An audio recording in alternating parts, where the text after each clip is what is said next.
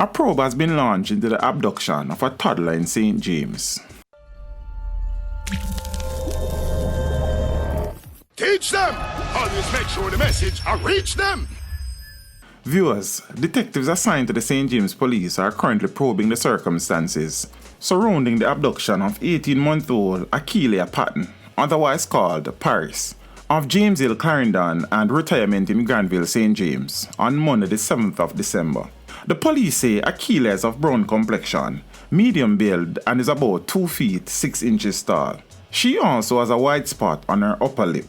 The police report that about 10:30 a.m. on the mentioned date, Akeelia and their mother were walking along Umber Avenue in Montego Bay when they were accosted by 2 men armed with handguns who exited from a black 2010 Toyota Voxy motor car. The police say the mother escaped injury and then filed a report. The police are appealing to anyone with the information that will assist in the safe return of young Patton to contact the Barnett Street Police at 876-952-2333, the Police 119 emergency number, or the nearest police station. Teach them! Hey, yo, hello! Send the message and make it reach them. It's teach them. Right here, Warlord representing.